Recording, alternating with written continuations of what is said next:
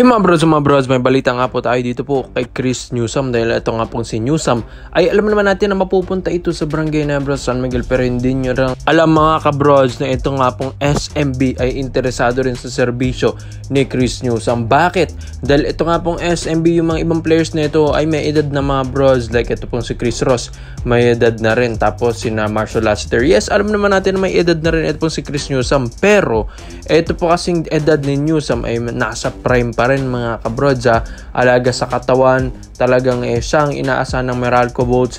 Hindi ko nga alam bakit ito pong Meralco ay talagang hindi pa rin nagpapalakas ng kanilang lineup ngayon, knowing na kailangan din ni Chris Newsome ng katulong.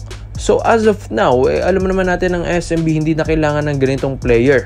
Dahil syempre ngayon nga pagpasok ng quarterfinals, twice the bet advantage pa nga sila. So bakit pa nila kukunin ang isang Chris Newsome? So bali-balita rin mga bros na gusto rin i-trade yung isa sa mga veterano ng SMB. Kung saan ganyan din yung nangyari, 'di ba mga kabrods, kina Alex Cabagnot at Arwin Santos. Syempre, isa sa mga death 5 na naman ang ma-iti-trade sa Meralco bots na makuha nila ito pong si Chris Newsome na mga kabrods. Dahil alam naman natin na ito pong si Newsome ay mataas-taas ang trade value nito sa ngayon. Dahil syempre nasa prime itong si Newsome, kailangan nasa prime din or kasing trade din or sa value ni Newsome ay matatapatan yun ng SMB para naman win-win situation ang dalawang kuponan dito.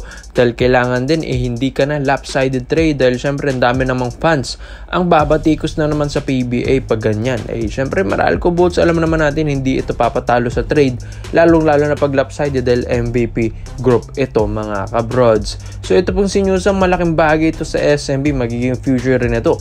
Biruin yan, isang Chris Newsome tapos si Jay Perez na ang nandun sa backcourt rotation ng SMB, tapos andyan pa sina Jericho Cruz, sina Simon Enciso, Terence Romeo mga kabrods.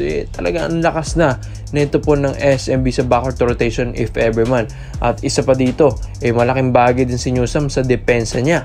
Ay syempre dito sa Meralco Bolts, isa nga sa mga dahilan kung bakit nakakapagkampiyon dating Meralco ay dahil nga sa mga depensa nila. At itong si Newsome ang isa sa mga best defender talaga ng Meralco Bolts, lalong-lalo na kapag point guard talagang hindi ito magpapatalo. Yung bilis ni Newsome nandun pa rin, yung gilas niya, kaya naman 'di ba hindi ito pinapakawalan ni Coach Tim Con pagdating nga sa gilas lineup, palaging present ito. Ito nga ang isa sa mga favorite point guard ni Coach Tim Con sa PBA, kaya bali-balita rin mag-aagawan talagang Hinebra at ng SMB dito. So syempre ang SMB gusto rin namang tapatan yung mga offers ng Barangay Nebra, San Miguel nang makuha talaga nila ito pong si Chris Newsome mga brods. Pero ang SMB sa tingin ko sa lineup nila mga brods ngayon alam ko siguro hindi nangakailangan nila ng mga ganitong player like Chris Newsome. Siguro sa Hinebra kailangan pa ito dahil syempre na-injured pa nga si Malonzo, injury prone na rin ito pong sina LA Tenorio, at yun nga underman din ito pong Hinebra, kahit alam naman natin na kakakuha lang nila kay Morel, pero hindi pa naman ganun ang kanyang nayambag na maayos. So ito pong si Newsome, kailangan din offeran ito ng maganda ng SMB mga brods nang talagang hindi na ito matatapatan ng Barangay Nebra, San Miguel. So sayang din, ito pong si Newsome ay one of the best player din naman ito kahit papano sa PBA, di ba? Kaya ikaw mga brods, komento mo lang ang panyo mo dito Chris Newsome ba dito sa SMB na ba paperma? So dito naman po tayo sa kabilang balita naman natin mga kabrods. Ito nga pong si Greg Slaughter, bali-balita rin na ito pong Manila Stars ay malaki-laki nga rin ang kanyang kontrata dito.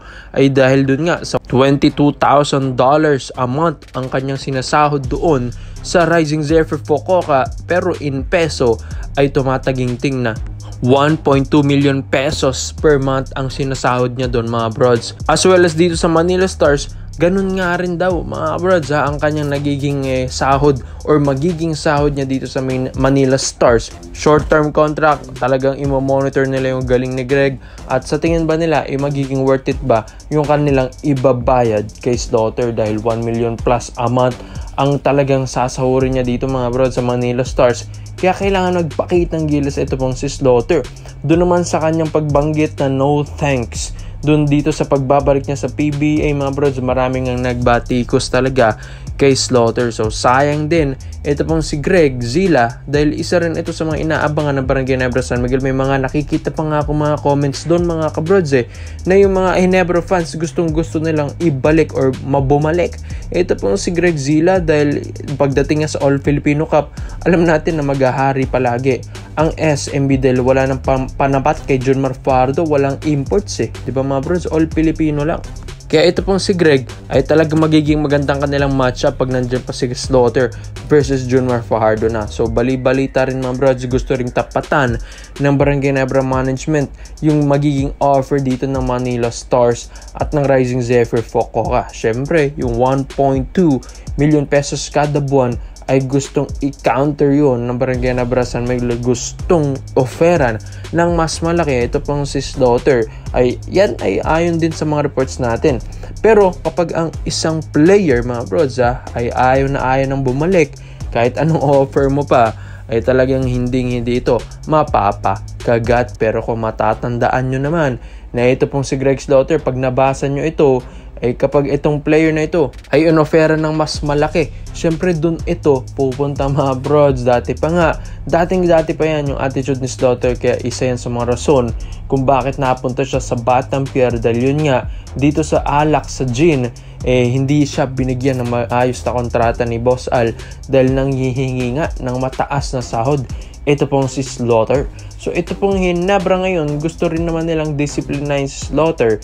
Pero yung magiging sahod ni Slaughter dun sa magiging maximum offer ng Ginebra ay syempre isang season lang din siguro yun mga bros. Imo-monitor pa nila kung magiging worth it ba yung pagbayad nila ng 1 million plus kada buwan kay Greg Zila. Dahil hindi rin naman na bata-bata ito pong si Slaughter, pero ito pong edad niya ay nasa prime pa rin naman. In shape din ito pong si Greg Zila, kailangan din niya bumilis palalo, kailangan mag-workout siya at papatunayan naman niya sa MPBL kung sino siya.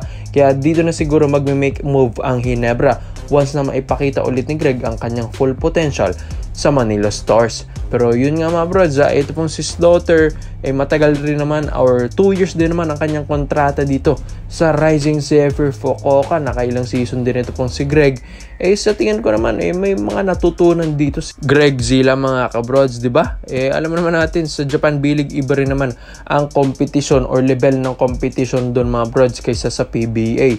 Mas malalaki na imports, mas matitigas at mas malalapad ang nakakaharap doon ni Slaughter mga brods. Kaya dito sa MPBL alam ko masisiso niya ito at kailangan niya ipakita ang kanyang full potential at ang kanyang gilas kung gusto niyang bumalik yung offer ng mga Japan B-League teams sa kanya. At kung gusto rin niya ay baka ang Ginebra nga ang o-offer talaga ng mas malaki kay Greg Zila. So once siguro na makita ni Greg yung magandang offer ng Ginebra, siguro mapapakagat ito dahil syempre former Ginebra player to, magandang sahuran.